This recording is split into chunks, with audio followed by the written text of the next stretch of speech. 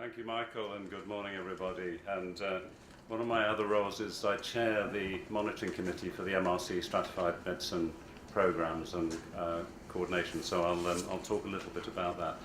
I could actually speak to you for about 2 minutes and say the infrastructure is growing rapidly, there are multiple partners, and it's one of the most exciting places in the world to do personalised medicine, stratified medicine, both trials and research in the UK. It's not possible for me to do anything else but just scratch the surface and take a little bit of a personal perspective on it. So if you will allow me to do that, it will be a pleasure. All of these players you see here have active activities in stratified medicine, precision medicine. Major, obviously, third sector players, the research charities, the research councils, NHS England and NHS and NIHR as well, as we've heard from Michael.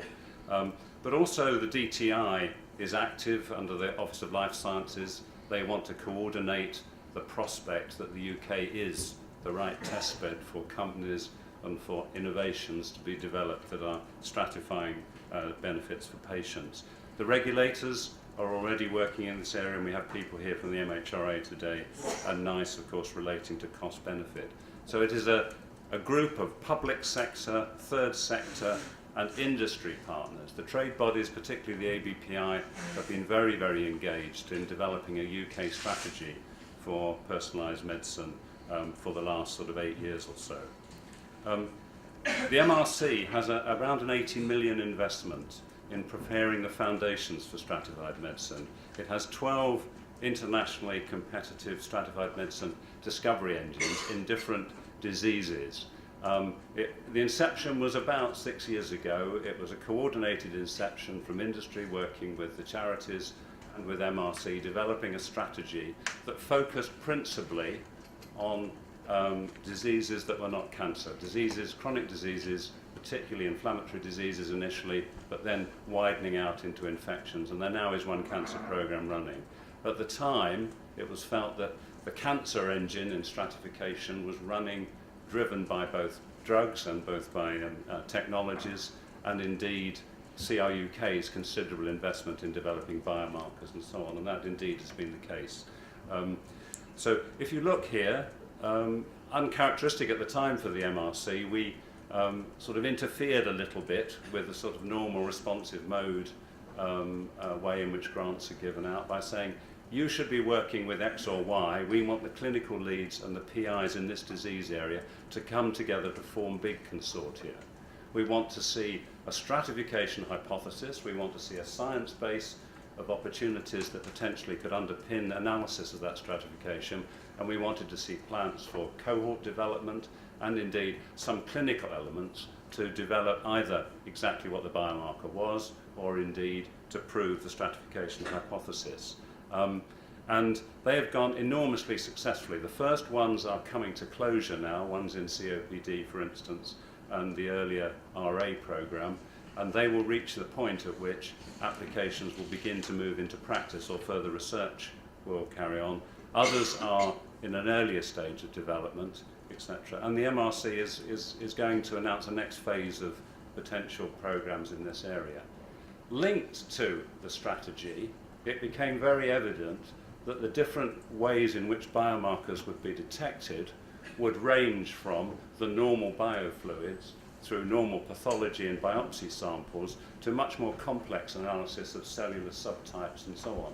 So pathology had to move out and to be developed, and the skill sets and the capability and the techniques that would be applied for the full range of biomarkers that would realise stratification would need further investment. So the pathology node investments, which you can see on the slide in the squares here, are linked to a rollout of potential stratification opportunities at a fundamental level.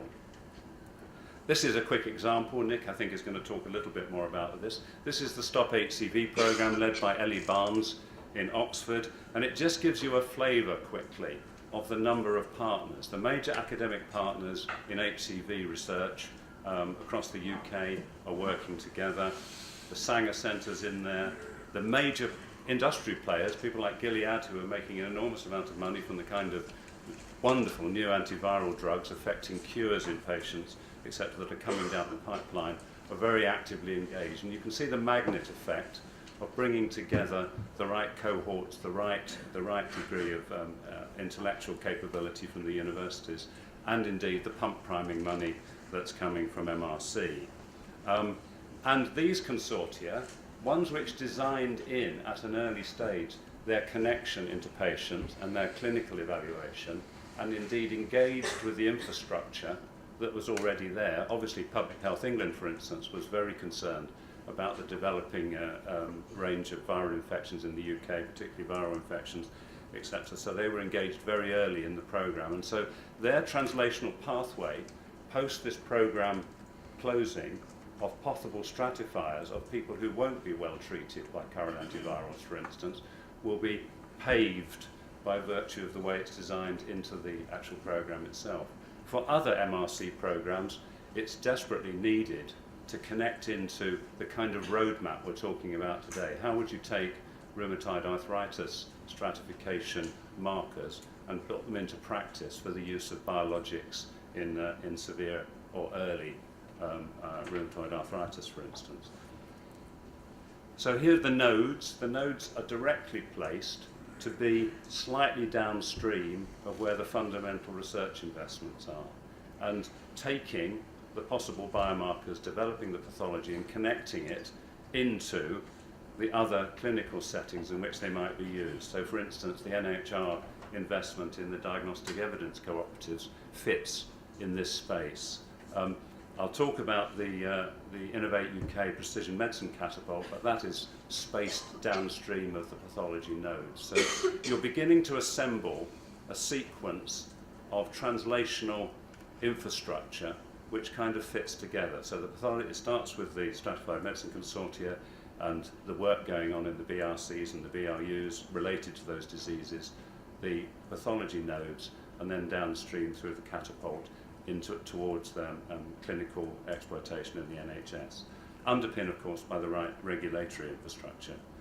So this is just quickly a little bit about the Precision Medicine Catapult. It started in earnest last year, in 2015. It is deliberately trying, as all Innovate UK catapults do, to actually participate in the translation of innovation and the acceleration of translation, with a particular benefit towards SMEs and smaller companies that find it very difficult to actually furnish and invest in the downstream application. Of course, they go through an evaluation of projects, etc., in terms of the ones in which they're going to fund and support. It's based in Cambridge. It has different support groups around the country, in, for instance, Glasgow, Manchester, Leeds, etc., as spokes working out of Cambridge.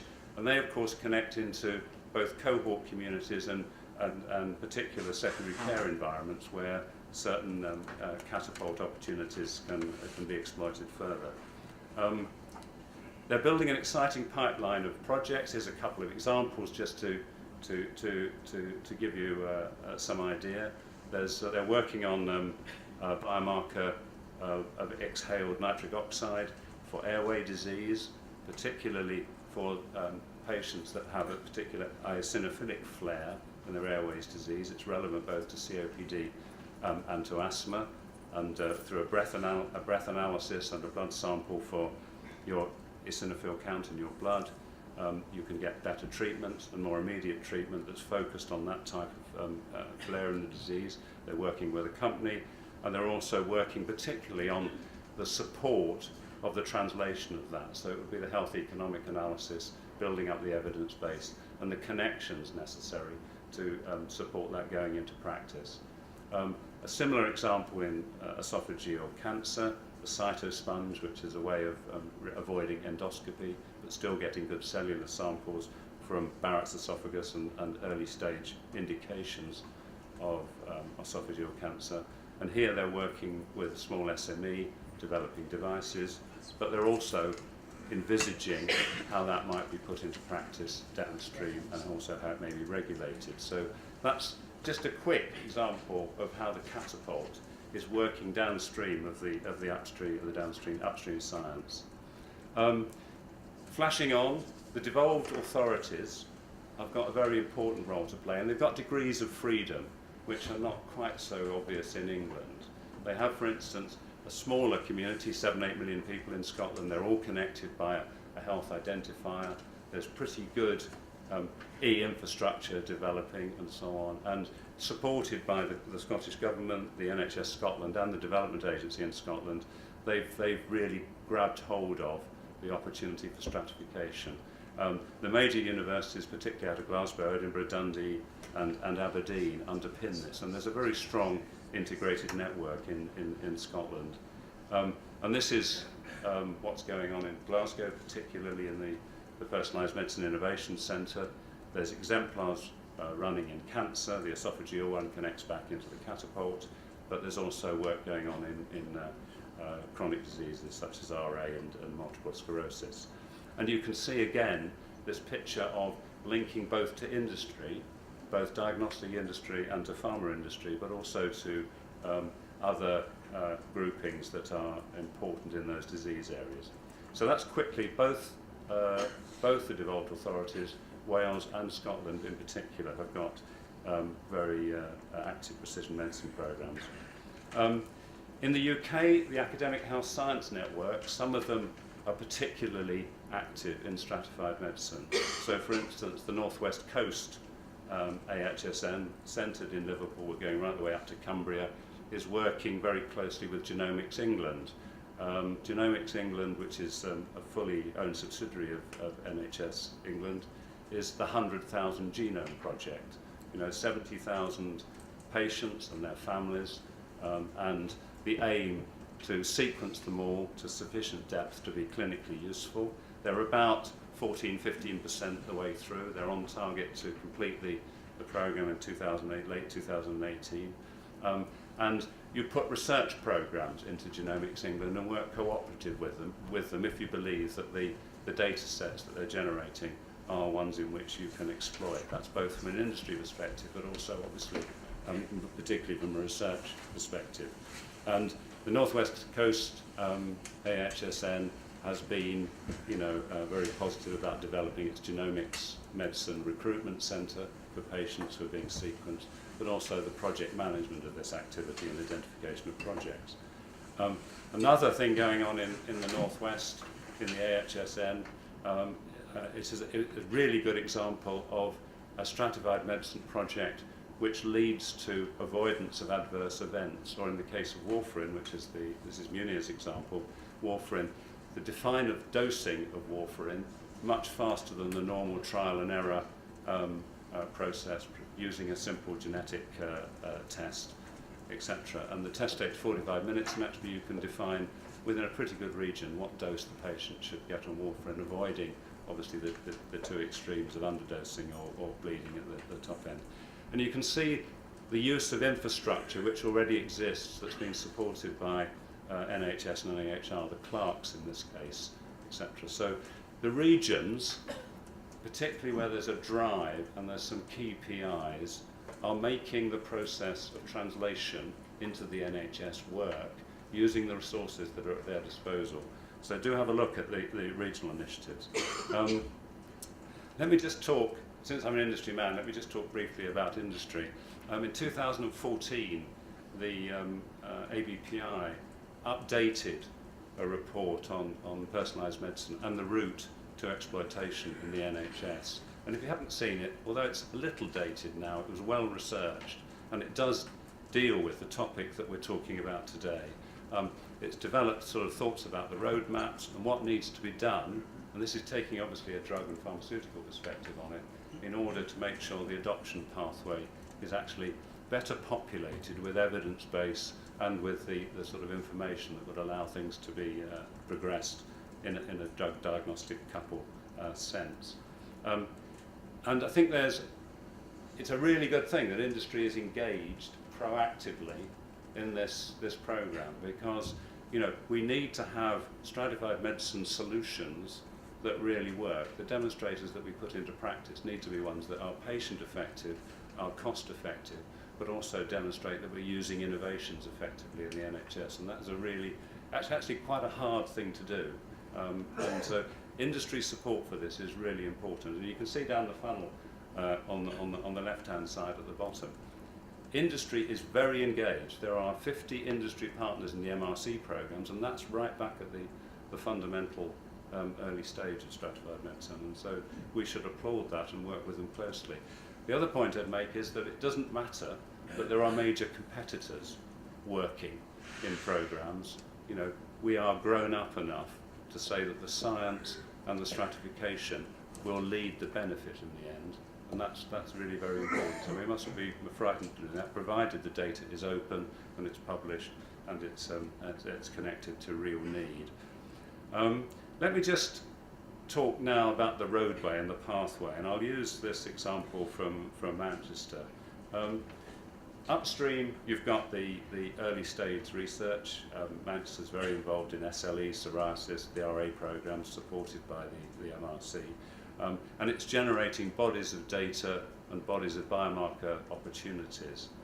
If you take it in the context of devolved health into Manchester, you know, the big $6 billion devolved program in the Greater Northwest, then clearly there needs to be a stage of adoption assessment. You know, which are the things that are the highest opportunity to be adopted? How would the commissioner, what evidence do we need to actually take to the commissioners to actually support that adoption? And what is the adoption pathway? Is it through a pilot? Is it ready for rollout, and so on? And then the selection process, the validation work. But you can see the work. You've got to have the repository of the key skills. You've got to have clinical and study design. You've got to have economics.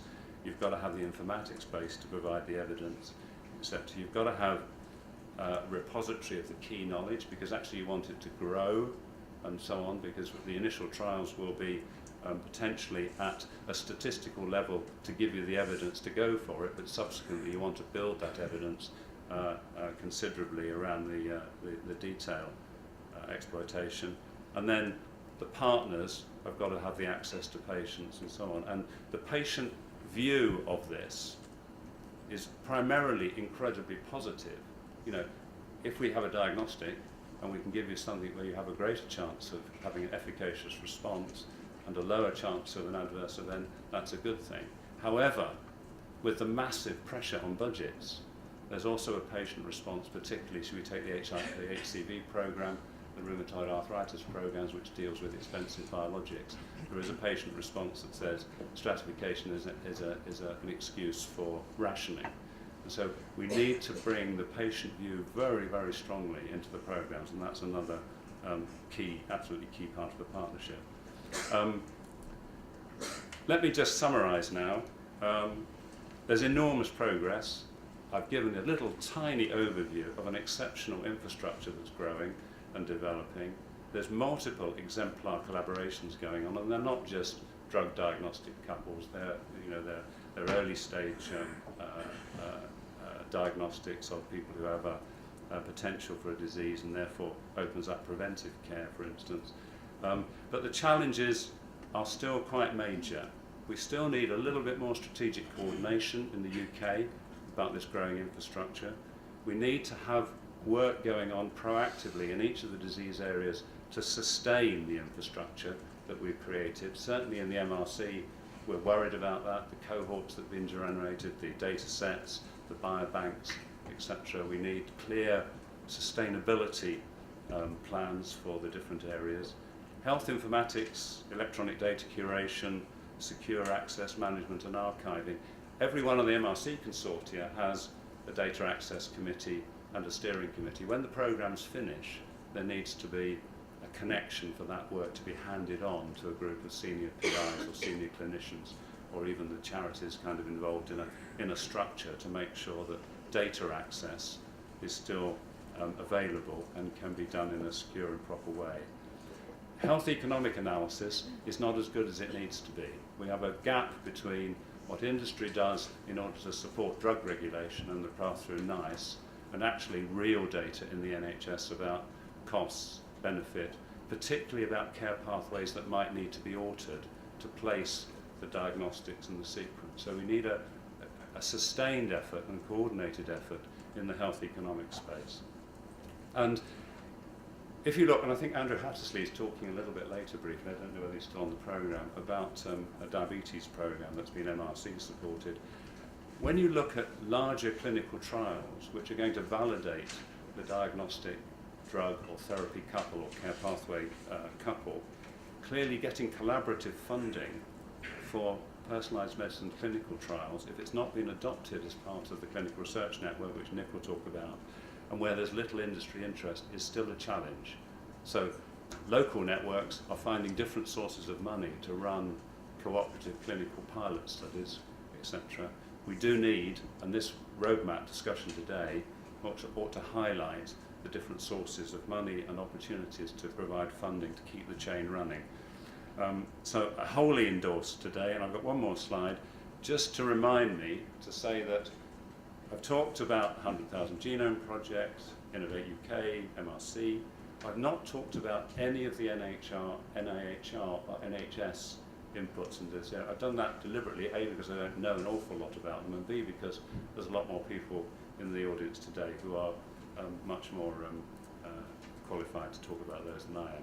So thank you very much indeed. I hope that gives you a little opening to start with.